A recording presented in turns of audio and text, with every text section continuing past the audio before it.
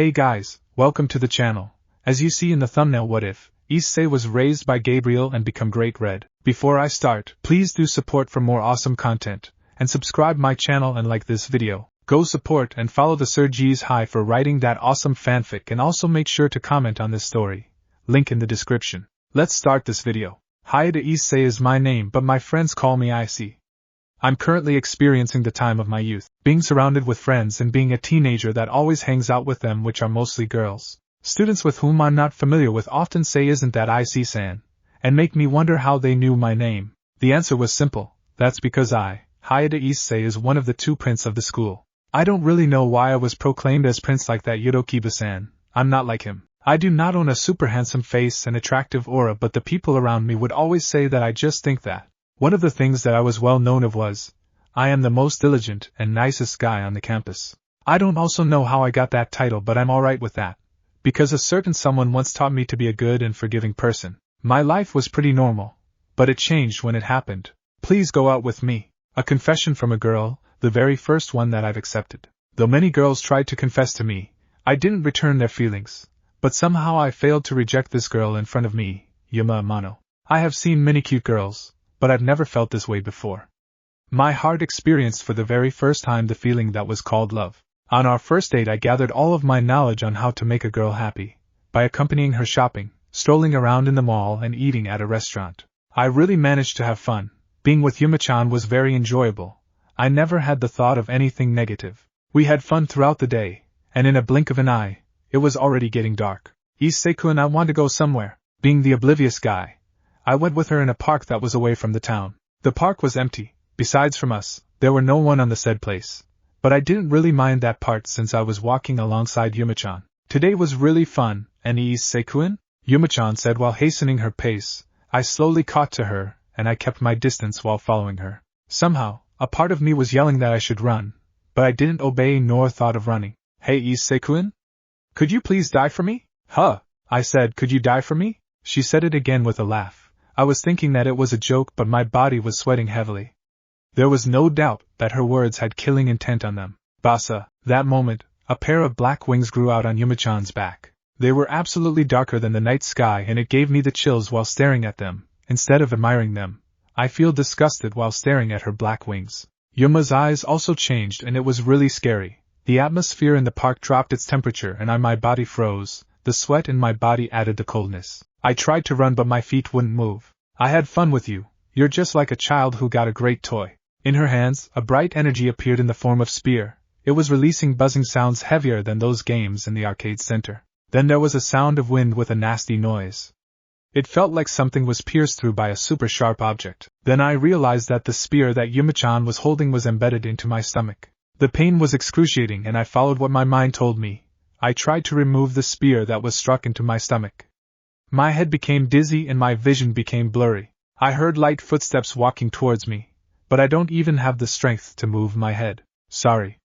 You were a threat to us, so we decided to get rid of you early. If you want to hold a grudge, then hate the god who put the sacred gear inside you. I heard the footsteps walking away, but it was replaced by a flapping sound, the sound of wings being used. I collapsed in the ground while catching my breath. My hands were still trying to grab the spear that was embedded in me. I used the remaining strength left in my body to pull the spear away. That moment, I felt a strength I never had rushed into my hands. The spear was removed, and I felt a pair of hands was supporting me. It seems that I made it in time. But you have one nasty wound there. Tell me, have you been cheating on a fallen angel, Issei? Fufufu. I heard a familiar voice, and I tried to open my eyes. Despite the blurry vision, I saw blonde hair. The color was the same, just like back then. The prettiest hair that I always caressed when I was younger. The hair of the girl who taught me about being nice and understanding to others. Gabriel-san? Fufu, I'm glad that you remember me. But you must rest now, that dragon will talk to you later. Before I lost consciousness, I felt a warm feeling taking over my lips. Life 1, throwing away humanity. The place was full of flowers and butterflies, along with some dragonflies that were flying. A little kid with brown hair was chasing them while giving a hearty smile on his young face. He was about to catch one, but he suddenly tripped. The boy started to cry while holding his knee.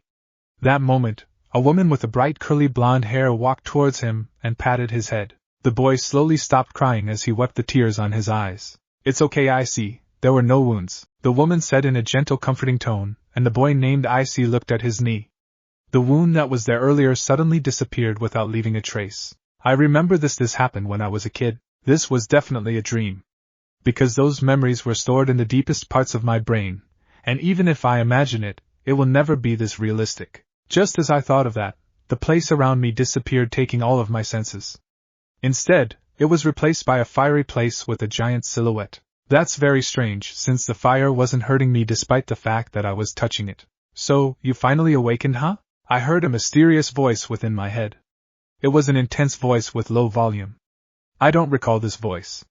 But somehow I felt that I knew this person. I'm over here. Suddenly, the gigantic silhouette moved closer to me. It had big, scary eyes. The color of its eyes were blood red with a jaw that comes up to its ears where a lot of sharp fangs were growing out. There was a thick horn lining up on its forehead, and the scales which covered its body were red like magma. It had thick arms and legs like those of a gigantic tree. The claws were very sharp and curvy, which made it look terrifying. And on top of that, it seemed really gigantic because of its 2 pairs of wings which were spread to the sides. I know this appearance. It was the one of dragons. That's it. That's the right deduction. I have been trying to talk to you for the whole time. But because your powers were sealed, my words didn't reach you. Finally I am able to appear in front of you.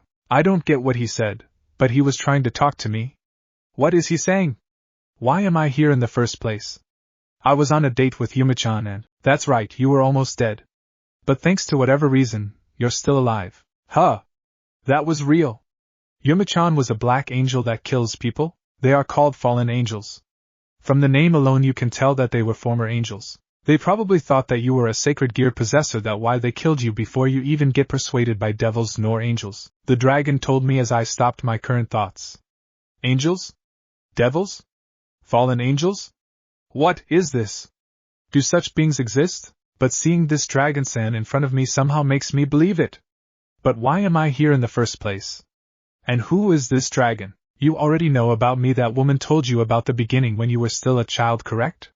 Well then, let's meet again, partner. Just when the dragon disappeared, I felt something changed in my body. My left arm was replaced by something that was covered by red scales with very sharp claws. When I woke up, I found myself staring at the familiar ceiling. So it was a dream. Apparently I had a weird dream, a dragon talking to me and Gabriel-san appearing in my memories. By the way, I wonder what happened with my date with Yuma-chan. When I remembered the happenings last night, I quickly sprung out of bed and looked at my stomach. There was no trace of any wounds nor any pain, but the memory of Yuma-chan with the spear was quite clear in my head. But then I saw the weird changes in my left arm. The scaled arm were there, and the feeling was real. Wah! I tried to get it off to no avail. The thing on my left arm seems like it was a part of my body. This thing was giving a pulse, and I can clearly feel everything with it. No way! That was real! Yuma-chan and the spear were real. Just when I was panicking on how to explain this to my friends, I noticed a thick diary that was placed in the top of my desk. It was the first time that I saw it, but it looks dusty and old. I slowly walked towards the diary and opened it. The owner of this diary was none other than Gabriel-san, who took care of me when I was younger. Since I was abandoned when I was baby, Gabriel-san was the one who took care of me. She was the one who raised me until I was 10 years old. All the money, furniture, and this house that I lived in was owned by Gabriel-san. She was like an angel. She was very beautiful, and in those 10 years that I was with her, I never remember her aging even a little. It's just like she was timeless. But 6 years ago, Gabriel-san suddenly disappeared, leaving me all of her teachings and beliefs. I don't know where she is nor how to contact her, but every month, she still sends me money for my daily necessities. I have tried to ask the bank where she was sending money, but the bank never told me anything about her. I also grew up with knowledge about domestic chores and basic manners. Never a day in my life did I forget about Gabriel-san and her teachings. Her teachings. She always told me stories about angels and other races like devils and dragons. She also told me that a god never exists anymore. But I was a kid back then. I never thought that all of those were true. Then you must be Drake? Right, you are, partner. All of her stories were real, and now you have discovered that you're this generation's Sekiryutai. Hearing what the dragon said, I looked at my left arm as I remembered what Gabriel-san said to me when I was younger. I see, in time you will realize that you're the Sekiryutai. It is up to you whether you will take the path of light or the path of destruction. But I believe that you will be the greatest Sekiryutai that will exist. Gabriel-san, I'll tell you everything you want to know. But I think that you might be late for something. I looked in the clock and it was already 8:30, and I was going to be late in school. I took my uniform, but I remembered that my arm was still in the dragon form. Yes, I'll make it disappear. If you want it to appear, just say it to me. With his words, the dragon arm disappeared and I managed to get in my uniform and eat some bread that the ant was selling in the bakery. I ran at the direction towards school, and I couldn't help but notice that my speed was unnatural. I was even faster than the train that was running on the tracks. Yes, since you have awakened your power, it's natural for you to be stronger than ordinary humans. I ignored Drake's words as I slowed down when I was near the Ko Academy. I tried to act normal as I greeted the familiar faces that were waving their hands at me. I tried to search for the fallen angel, but I couldn't see her anywhere. It also seems that my friends lost their memories about Yuma-chan. Just when I'm about to walk towards my class, I happened to pass by a little kid with white hair and dark gold eyes. The school's mascot, Kaneko Tuja-san. I don't know why, but my body reacted and shivered and I felt the dragon's arm almost summoned itself. I looked at Tuja-san and I was surprised to see that she was already 10 meters away from and she was forming a fighting stance. Dragon, she said in a low voice as she suddenly disappeared and reappeared behind me. Because of my heightened senses, I managed to evade her attack and jump out of the window. By the way, I'm on the 3rd floor, that's why it couldn't be helped that I landed while smashing my body hardly in the ground. Normally I should have broken bones, but just like what the dragon said to me earlier, not only my senses but also my body is getting stronger. With all of my strength, I ran towards the old school building hoping to hide from Tuja-san, who wants to attack me for some reason. But when I arrived at the area where a lot of trees were growing, I felt the same sensation when I was with Tuja-san. But this time, there are more of them. I shivered in fear because this feeling was very uncomfortable, and a part of me was saying that I should run again. Era, what do we have here? The second prince of Ko Academy, Hayada Issei-kun? The first one to appear was the black-haired beauty, Himejima-senpai. Then after a few seconds, the ones who arrived at the spot were Tuja-san, Kiba-kun, and lastly, the crimson-haired princess of the school, Gremory-senpai. To think that this boy is a dragon, why didn't we sense it earlier? Gremory-senpai said as she stared at me with amusement. Though she was smiling, I can't help but to feel terrified by her beautiful face. It's just like Gabriel-san's when she was about to scold me for stealing a candy from another kid. Rias, I can sense a strong existence within this boy. It's stronger than all of us combined. Do you think that he's one of the dragon kings? Or is he a heavenly dragon? We'll find that out. Yuto, attack him but don't inflict a critical injury or kill him. Understood, Bucho. That moment, Kiba-kun moved like a flash. I didn't saw him nor his trajectory, but I heard his movements. I predicted his trajectory and gathered all of my strength in my left hand. I used the power in my feet to leap on his direction, and released the power gathered in my hand and punched it towards him. Dogun. My punch blew off a gust of wind and destroyed many trees on the path. I looked at the damage that I have done and I was very surprised. I was surprised because Kiba-kun wasn't anywhere near the spot. Such a power, but it's useless if you can't hit me. I felt a hard thing being smashed at my back, but the force wasn't enough to knock me down. I again used my inhuman speed to get away, but Kiba-kun, who was faster than me, caught up and slashed me with his sword. I told Drake to summon the dragon's arm and I used it to block the sword that Kiba-kun was swinging. Red Dragon Emperor's Gauntlet, it's the first time that I've seen it, Gremory-senpai said, and all of the people around her gasped. Even Kiba-kun, who was attacking me, suddenly retreated and stood in front of Gremory-senpai as if to protect her. Partner, they are devils. I don't sense any killing intent or hostility from them. They must have been alerted since the dragon entered their territory without permission. Try to speak with them. Since you've just awakened, you cannot defeat them in your state. Nice idea, Dragon-san. That way I can clear the misunderstandings and probably live in this situation. I think we have a misunderstanding, I said as I made the dragon's arm disappear and sit down on the ground, declaring that I don't want to fight. Surprisingly, Gremory-senpai nodded and ordered Kiba-kun to lower his sword. The other people also stopped their battle formation and looked at me with an intrigued face. If that's the case, let's talk in the club room. I will have to ask a lot of questions. With that, I was dragged into the old school building by the devils. So, you've just recently discovered that you were the security? That must be very surprising. I nodded my head at Gremory-senpai's question as I sipped the tea that Himejima-senpai prepared.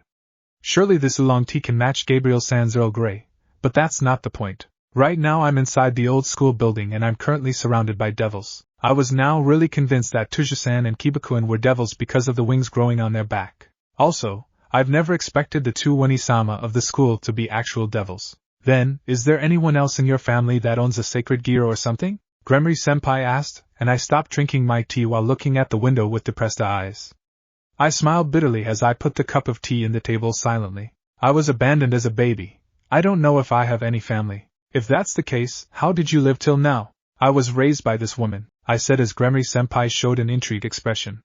Even if she asked, I don't know any information about Gabriel-san. I don't even know her last name. This boy was raised by one of the seraphs, Gabriel. The red dragon arm appeared and said those words. Silence filled the room as Gremory-senpai and the others looked at me with an unimaginable expression taking on their faces. What? What is it? Is there something wrong with Gabriel-san? Wait a minute, The Gabriel from the Bible raised me. I yelled out my surprise. Never in my life did I thought that Gabriel-san was the great archangel that was mentioned in the Bible. I was raised by an important angel next to Michael. And I didn't even know that. So you really thought that the woman who raised you wasn't an angel?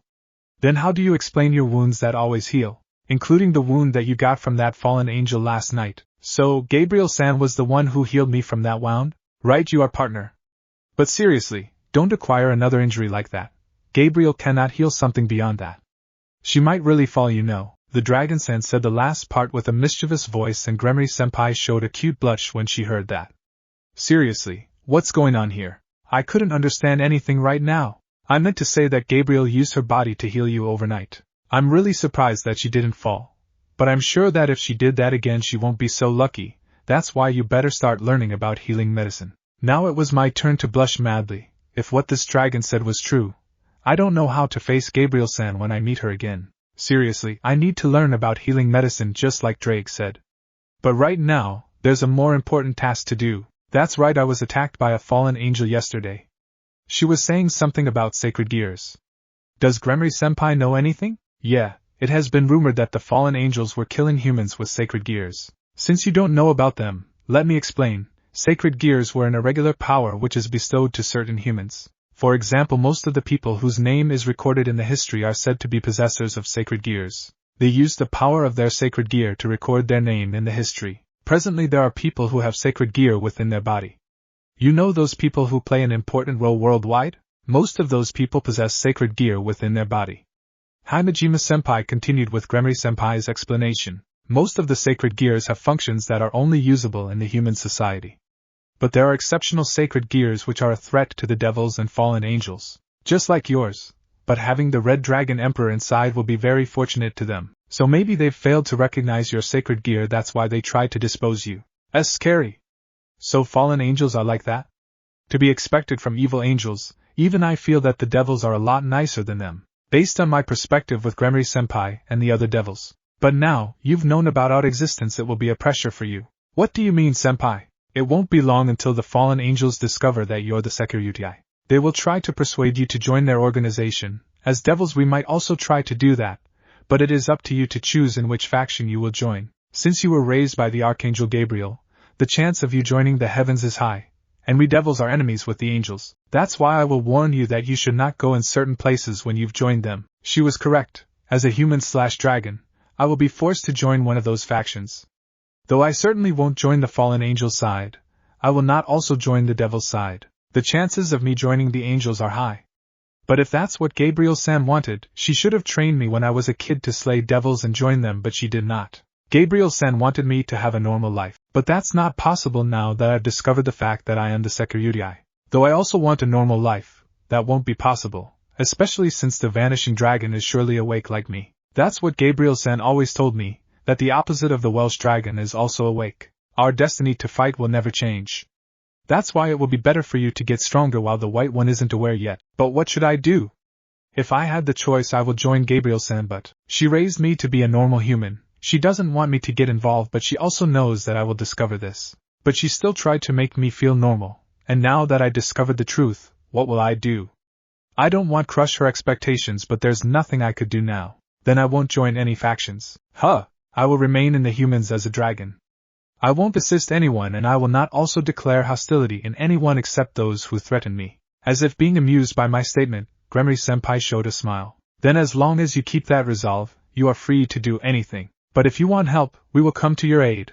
But please don't act rashly and kill our kinds because we are simply called devils. I know that there are some devils who are good while others are bad. Just like fallen angels, I will train myself to be stronger, and my only goal is to stay alive and defeat the vanishing dragon with my power. I declared as I stood and looked at my red dragon arm. What a promising host. Then let's work hard and not get killed, partner. After talking with the devils on the Occult Research Club, we made a pact. They will treat this like nothing happened. They will also alert all of the devils in the school of my presence. In exchange, I will not reveal anything about them nor create any mischief because of my newfound power. Before they let me off, they sent Kiba-kun to escort me back in my own classroom. It certainly is weird to have someone attacking you earlier to accompany you. Please don't act leisurely, especially now since other beings can sense you as a dragon. Kiba-kun reminded before leaving. I gave a small nod as I returned in the room. As expected, I can't calm down because I keep sensing presence of other beings moving around freely inside the city. And I can also feel that there were a few that was observing the school from afar. This was scary.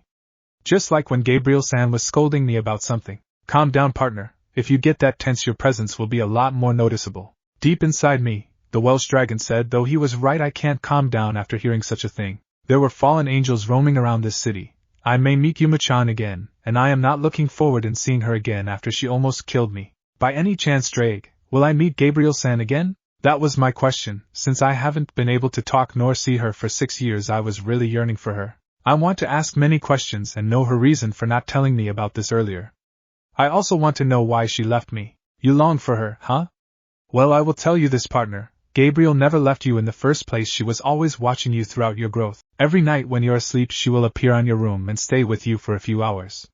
She will occasionally put you into deep slumber, and she will sleep beside you. Gabriel was really attached to you, that's why she never left you. I became silent when I hear what Drake said, that Gabriel-san never left me? But she only distanced herself and spent less time with you, because if she continued to be with you in this weak form, the possibility of someone using you as her weakness will increase.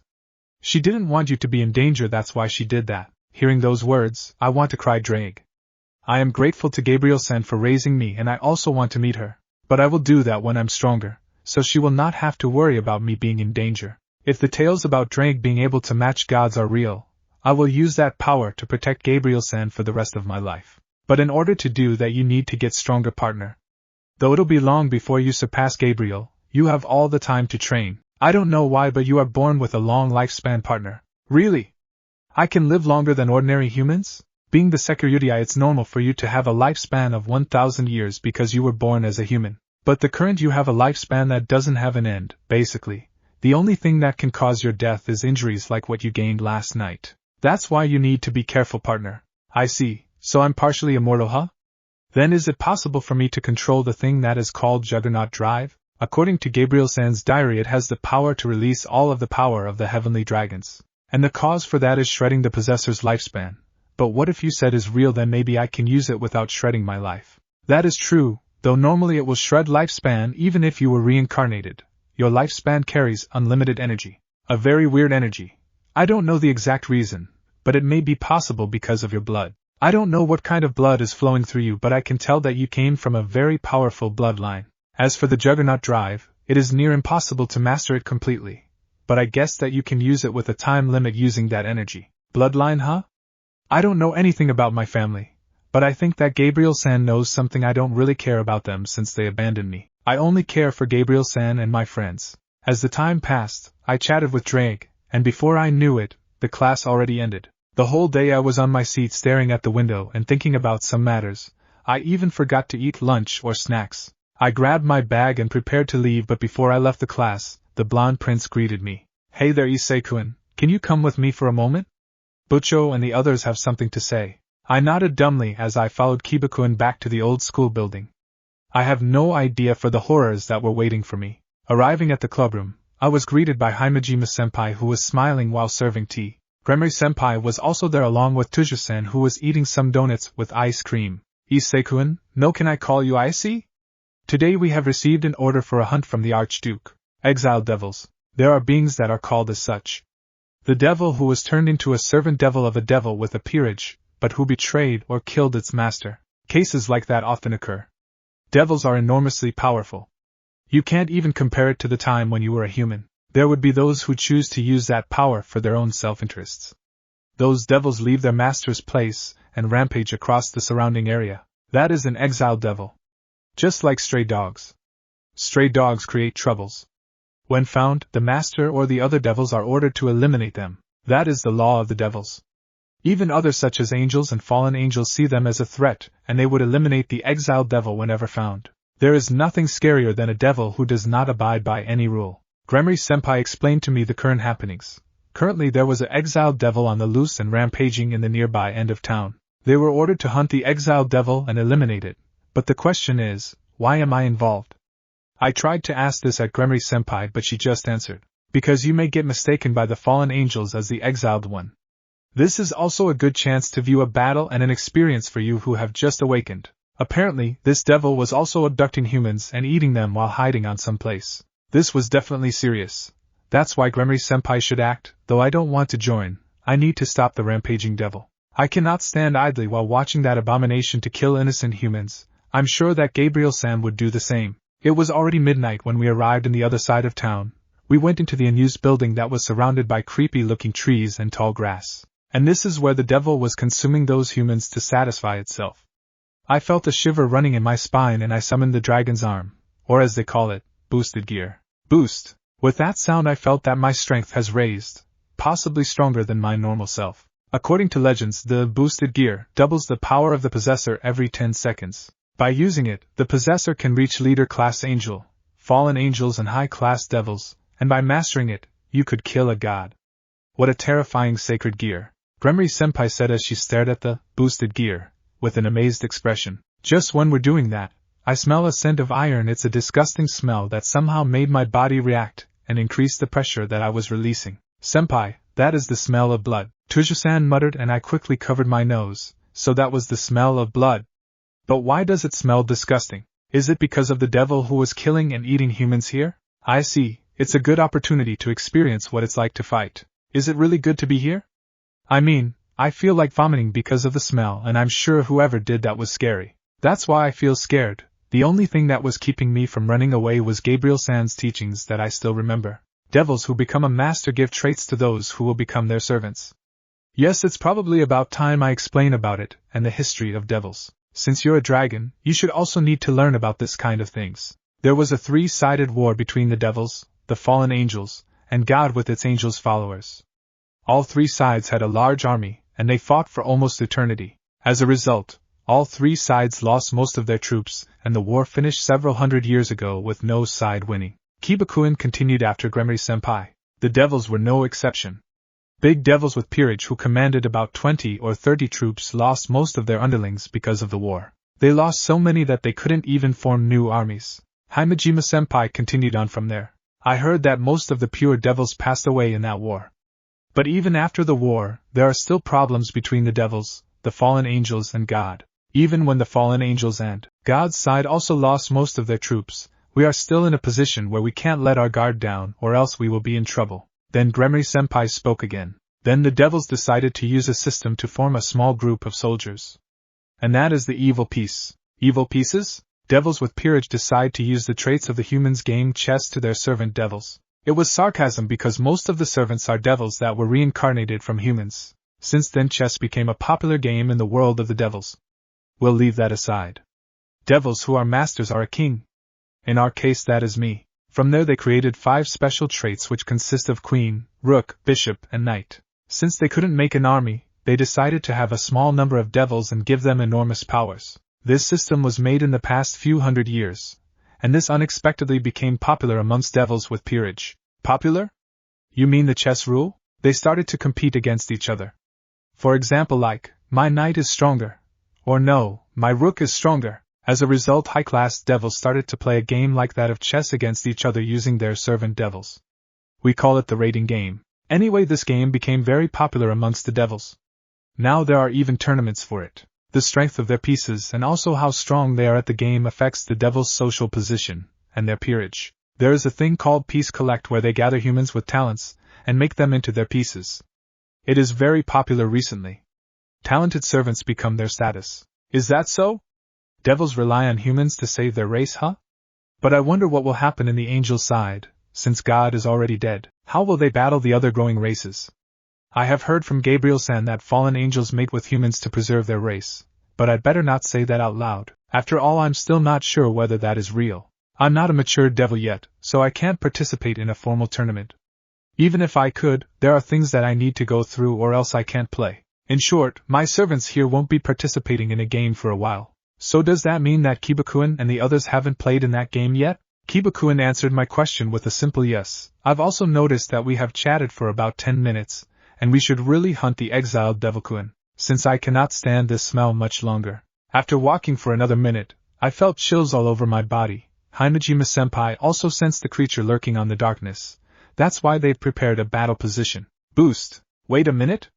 How many times did this thing said to boost? I have been chatting for more than 11 minutes, and this thing didn't stop doubling my power. I can clearly feel the power, but somehow I can't use it. Partner, you already have boosted your power to an extent where it should be enough to take down high-class devils.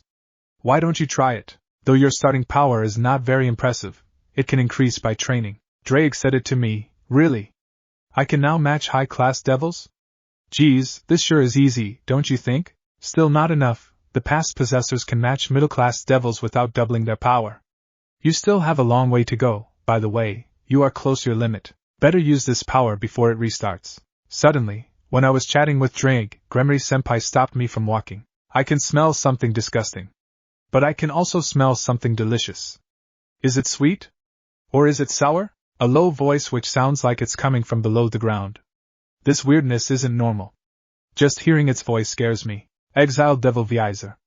We are here to eliminate you. Quack quack quack quack quack. The abnormal laughter echoes around us. I now clearly understand. This isn't a laugh of a human. It's also not a laugh of a devil that I know of. From the shadows, a thing showed up. It was a topless woman. But the woman's body was floating. The next thing that appeared was the body of a gigantic beast. It was a grotesque being with an unnatural form having a woman's upper body and the lower body of a monster. It was holding something that looks like a spear in both of its hands. The lower body of the monster had 4 fat legs with sharp claws. Is it a snake tail? The tail is moving on its own. From the size of it, it is definitely more than 5 meters tall. If it stands on its hind legs, won't it be much taller? Either way, it's a monster. Is this also a devil? Well, since Gremory-senpai called it an exiled devil. Man, there are things like this as well. I confirmed it again. Devils are scary. Gabriel-san, why didn't you told me about these creatures? Leaving your master's side and rampaging as you please definitely deserve death. In the name of Duke Gremory, I will gladly eliminate you. You are cunning for a little girl. I will rip your body and color it in red just like your hair. The monster was barking, but Gremory-senpai just laughed with her nose. She wasn't scared. Is she really a girl? No, wait, she's a high-class devil after all. She must be very powerful. Just when I'm thinking about it, my sacred gear again yelled the boost again. Deciding to try what Drake said, I walked in front and talked to Gremory-senpai. I know this is interfering with devil's business, but can I try something on that monster? As a dragon I must at least do something. Hearing my request, Gremory-senpai showed a troubled look. I know since because I was interfering with their business, though I know nothing. But I need to know what I'm capable of doing as the security.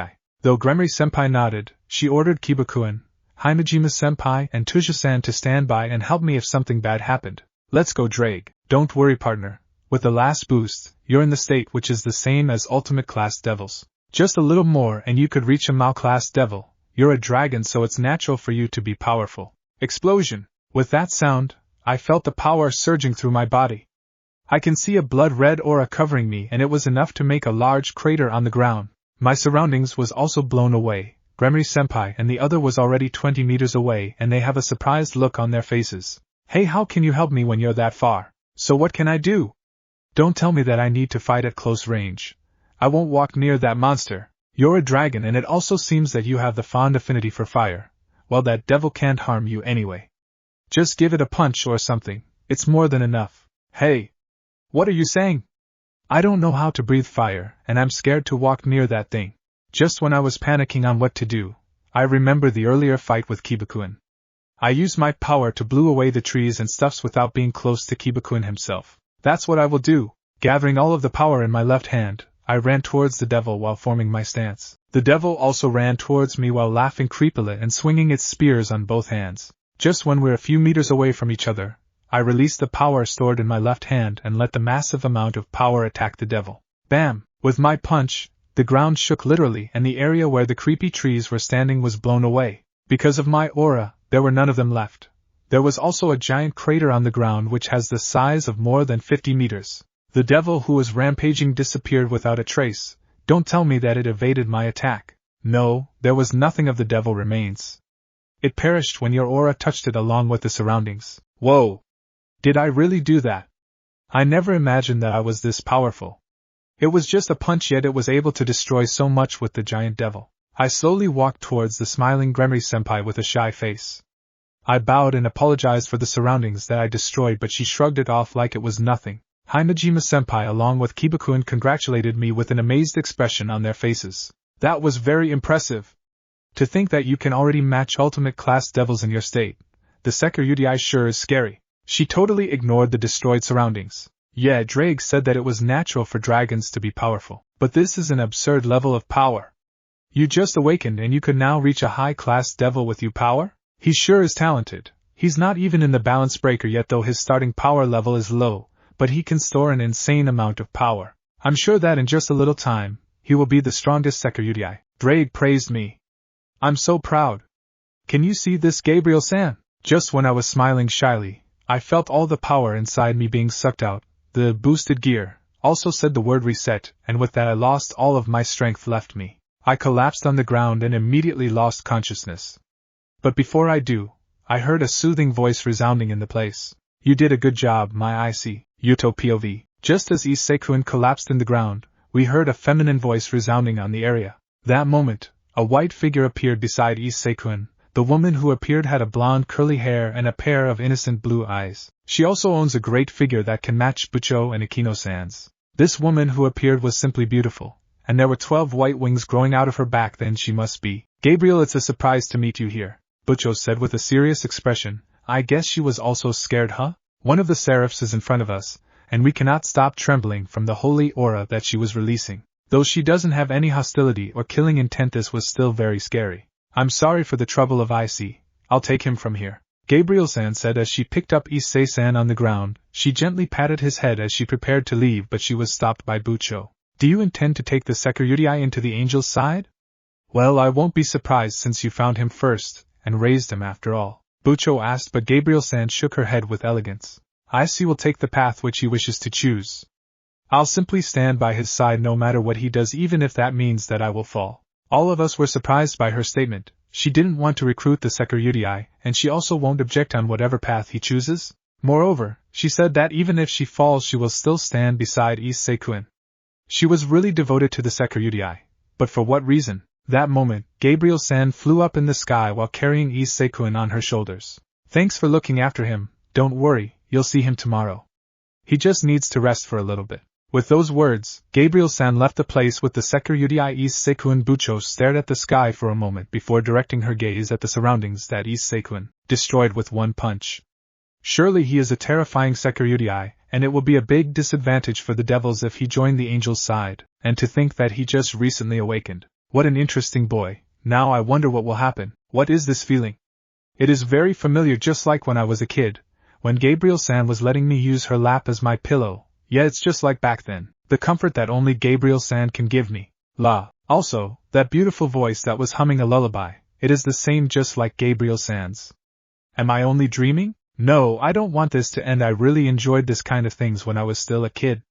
Even now I cannot resist calming down when I hear this. Reluctantly opening my eyes, I found myself sleeping on the bed while getting my head patted by a stranger. My eyes stared for the figure for a second before my mind trembled, reminding me who was the woman that was in front of me. Gee, Gabriel-san. Despite my surprised/panicked voice, the beautiful woman in front of me just smiled gently as she stared at me. Hello Issei, are you feeling alright? She asked, but I couldn't resist my excitement. That's why I hugged her immediately. I can feel her patting my head and gently stroking my hair. The feeling was very nice. Her smell was intoxicating and her skin was very white and soft. Gabriel-san. Yes, Issei, I'm here and I'll stay with you. Because of my feelings, I unintentionally tightened my hug onto her. I expected her to resist or something, but surprisingly, she didn't. She just returned the hug and continued to stroke my hair. It seems that in those 6 years she haven't changed by a bit. I know you have questions about your bloodline, Issei. I just wish that I have the answer. As if reading my mind, Gabriel-san answered. Though she was still hugging me, I felt that she had something in her mind as she suddenly pulled me towards her even more. But I'm surprised, in those 6 years Gabriel-san didn't change by a little, she's still as beautiful as ever. She still looks like on her early 20s. You've grown, Issei, though you still have much to learn. But don't worry, I'm sure that your partner will take care of you. She must be referring to Drake. Yeah, the dragon inside me will definitely help me. Just like what happened earlier, the heck do I know about fire magic? I'm not even sure if I can do those kind of things. Sure, I'm a dragon, but I'm not a magician. Do you really have to go, Gabriel-san? I asked the blonde-haired beauty that was standing in front of me. 12 pure white wings were growing onto her back, and there was a transportation circle drawn in the floor of my house. After spending the night with me, Gabriel-san said that she must leave to do some work at the heavens. I'm sorry, but I really need to get back there. Don't worry, Issei. I'll return tomorrow. Revealing a beautiful smile, Gabriel-san patted my head before walking towards the transportation circle and activating it. A bright flash happened, and before I know it, Gabriel-san was already gone. Well, I guess that I'm alone again, huh? Don't say that as if I never existed. The dragon-san inside me complained. His name was Drake, a heavenly dragon of Welsh, and he was a sacred gear that was sealed inside me. Though it's been only a day since I talked to him for the first time, I don't really feel bothered by the fact that there's an ultra-powerful dragon that was sealed inside me. So I should better go to school. I haven't been able to remember anything after I lost consciousness. But I'm really glad that Gabriel-san didn't fight Gremory-senpai. Picking up my bag and taking a sandwich on the table, I got out of the house while idly walking towards school. And along the way, I happened to sense weird presence, but they're different from devils, a sensation that gives chills throughout my body. I looked at the other side of the street to see 3 girls. One was wearing a nun outfit, while the other 2 were wearing white robes. One of them was a blonde girl with a refreshing face, while the other one owns a blue hair with green mesh and a pair of scary-looking eyes. Definitely an idiotic girl with brute strength. The last girl was a brown-haired beauty with purple eyes, and she seems very energetic. She reminds me of a childhood friend of mine when I was a kid. That kid always plays hero role with me. He moved out of town, and I don't have any information about him now. Seemingly noticing my stare, or rather my strange presence, the 3 church-related girls looked at me. While the blue-haired girl eyed me from head to toe, the brown-haired girl smiled happily before waving both of her hands at me. Issei-kun. As if she knew me, the girl called my name before running towards me. She held my hands and stared at me with an energetic expression on her face. Do I know you? You don't remember me. We're neighbors back then. I always play with you. It's me, Shido Irina. Aren't you supposed to be a boy? Ahaha, so you also mistook me as a boy back then? That can't be helped. I was a delinquent and naughty back then. Ah, I see. So Irina-san was actually a girl? I never thought of that, since he or she seems like a boy when we were younger, and now she's a complete bishujo. A human's growth is really unpredictable. Do you know him, Irina?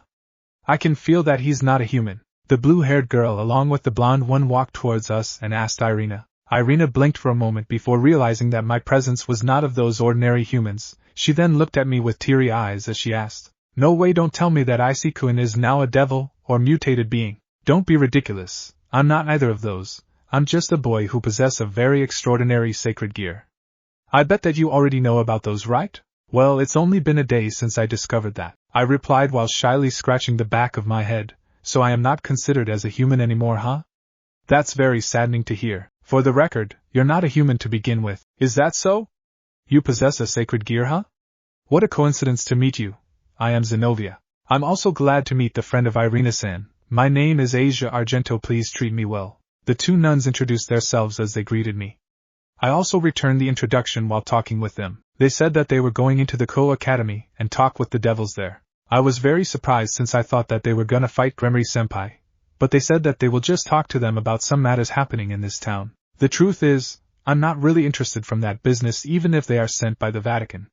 I'm just glad that there's gonna be no trouble when talking with the devils. Just when we were chatting while walking towards school, we happened to pass by a family restaurant, and that moment, their stomach crumbled. It seems that they remembered that they haven't eaten anything. They took out their rations, which was bread that was harder than steel. Don't you have anything to eat besides that? It's our only rations. We should be really thankful since we can eat. Who am I kidding? This stinks. We're risking our lives for a job here and we get these craps to eat? I want steak. Don't say that, Zenobia-san. We already used all of our money for the painting that Irina-san bought. That painting? It doesn't even look like a saint. It's just a doodle of a man with wings. He is obviously an avian. That was Saint Peter. Don't say bad things about him. That wasn't obviously Saint Peter. We just wasted our money for that crap. They started to argue and fight. Asia-san tried to stop them, but she wasn't helping. Geez, they call themselves exorcists from the church, yet they're like this? Well, I guess Gabriel-san won't mind if I use some of the money she gave to me. Then I'll treat you guys. I'm sure that eating that bread will provide no nutrition or energy for you to fight fallen angels, right? With my words, the girls stopped fighting and immediately said yes. In unison. So all they need is someone to treat them, huh? What a strange group of exorcists. Well, I guess that these guys can't possibly eat that much. I was dead wrong. These three seems like they haven't eaten in days. They just continued to order and devour, and repeat the same process again. The money that I bought wasn't enough, but I was very lucky that there was a bank just in front of the restaurant. That's why I was able to pay for the bill. But since I couldn't be bothered, I also chowed down on some food, and I also ordered a lot. Since I rarely eat outside, it's time for a change. I won't pay the bill if I just watch them eat while I was sick of eating the food that I made. The food was very good, amen. Thank you for your kindness, Issei-san. Yeah, Issei-kun, thanks for the meal. May the God bless you. After eating, these girls finally became content. They began to chatter things about how great God was, and it seems like they forgot the argument about the weird painting that Irina bought. Well, I don't want to say that the God from the Bible is dead, because I know that they weren't gonna be okay when they hear that. I'll also choose to hide the fact that Gabriel-san was indeed Gabriel of the Seraphs. By the way, Issei-kun, you're wearing uniform. Aren't you gonna be late at school? Nah, you know me, Irina. I don't attend the first 4 subjects of school. I already passed all of them anyway. As expected of Issei-kun. But you should not cut classes. It'll bring a bad impression on your name. Irina began to talk again, and I know that she won't stop until she reached a confusing conclusion. That's why I rested in chair while stretching my arms. I already got used to their presence, and I think that now I have raised my interest on their business. By the way, can you tell me about something about fallen angels? I really want to know about them, considering that I was almost killed by one of them the other day. I heard that the Grigori was being led by the Viceroy Azazel, which is said to be in the same level as Michael-sama. I also heard that he has an interest about rare sacred gears and his hobby is to collect them also. The church has received too much damage from the Hakuryoku, which sided with them. Hearing the word Hakuryoku, I immediately stood up and made Zenobia to repeat the word again. So the Hakuryoku, who is my rival, is already beginning to fight and also sided with the fallen angels. The white one is already moving, and I can feel that Albion has awakened a long time ago. I can say that the gap between you two are already far. This is bad, bad, bad. I just recently awakened, and now the Hakuryoku is already attacking the church. How can I complete the goal to defeat him when I'm weak? I'm sure that if he finds out that Drang has also awakened, he will search for me and try to kill me.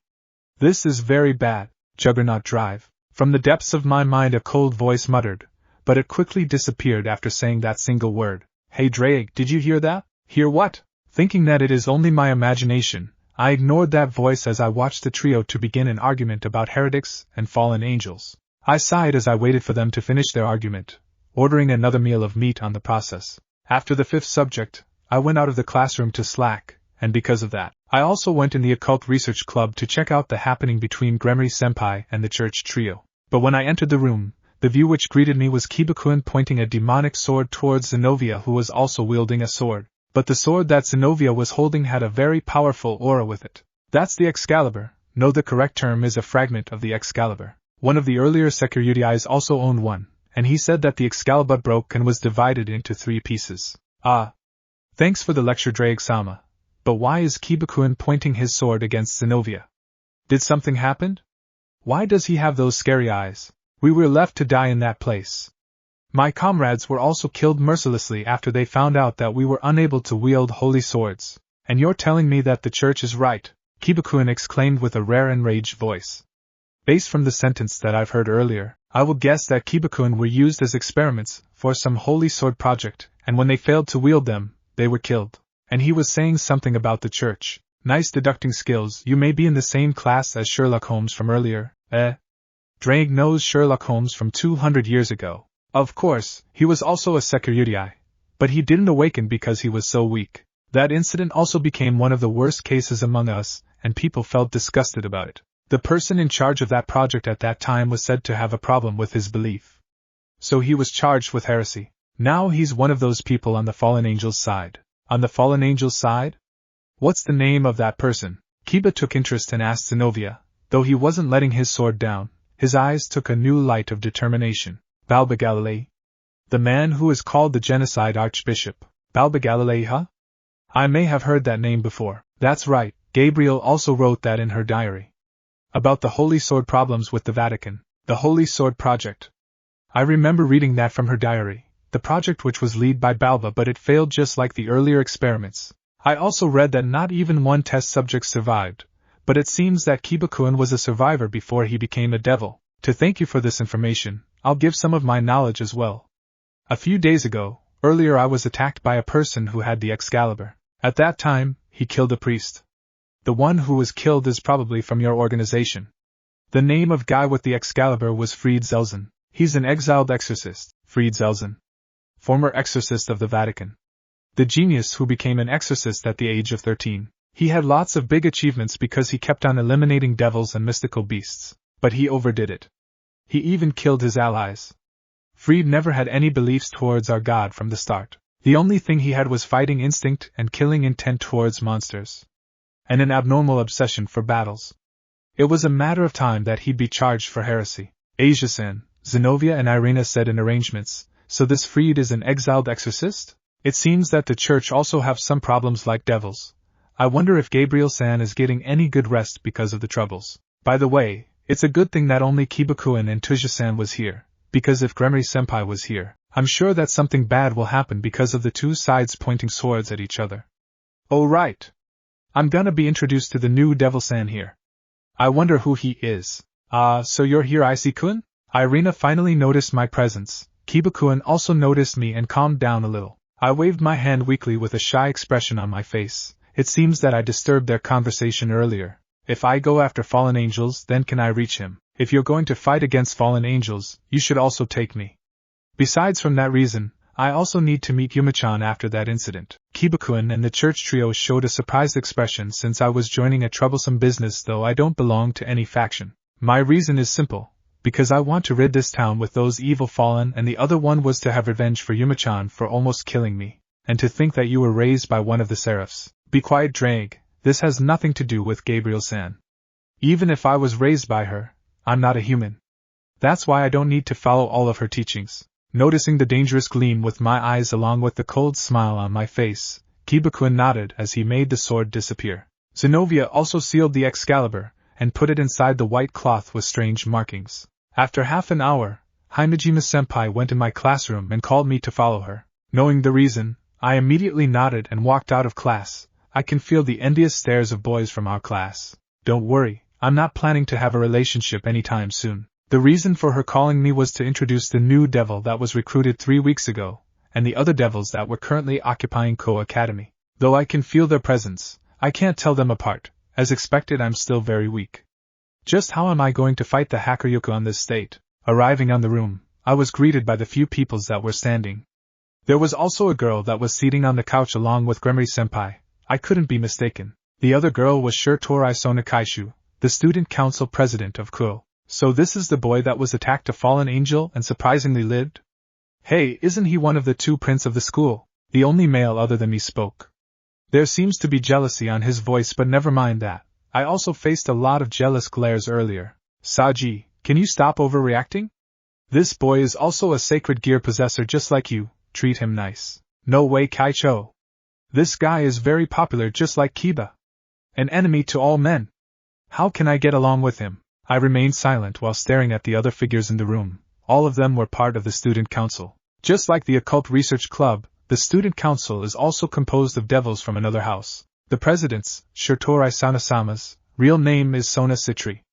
She's a high-class devil, the next heir of House Citri. The girl besides Kaicho said I recognize her as the vice president, Shinra Tsubaki. I heard that she have a massive crush towards Kibakuen. So Kaicho is also a high-class devil like Gremory-senpai, huh? This sure is weird, 2 high-class devils sharing the same school. The House of Citri is one of the 72 pillars that survived the Great War, just like the houses of Gremory. This school is controlled by the House of Gremory, but during the day it's the student council, in other words, House Citri. Times in charge are split between day and night. Perhaps seeing the trouble in my expression, Hinajima-senpai explained. I didn't know that it worked that way, and I don't really care anyway. The secretary dude began to speak. You guys have peaceful school lives because of the fact that the president and the servants of Citri are at work during the day. It doesn't hurt to remember that, you know? By the way, my name is Saji Genshiro. Second year and President's Pawn. Hello, I'm Issei and I guess you already know me judging from your reaction earlier. Anyway, I just awakened the other Sei, so please take care of me. Actually, you damaged my pride very badly. For you to have a rare sacred gear like me, I don't want to be recognized in the same class as you. You're a good-looking bastard that is enemy of all men. What did you say? Oh? You wanna go? Even though I might look like this, I'm a pawn that consumed 4 pawn pieces. Even if I just turned, I won't lose to someone like Hayato. Saji provoked me, but the president glared at him sharply. Normally I would add honorifics, but this guy is too annoying. Why would he hate me for that reason? Oh wait, I also hate being addressed as a prince in this school. Saji, stop that. But president, the reason why we came here is to meet the rare sacred gear possessor who survived the attack of a fallen angel. In other words, it's a meeting to introduce you to Hayato Issei-kun. If you're my servant, then don't shame me. Besides, Kaicho looked at me. Saji, you can't win against Hayato-kun right now. He's the one that destroyed the exiled devil Vizer that was classified as a middle-class devil with just 1 punch. 1 punch? He destroyed the exiled devil with only 1 punch? I really thought the one who killed that devil was Ryaspucho or Akino-senpai.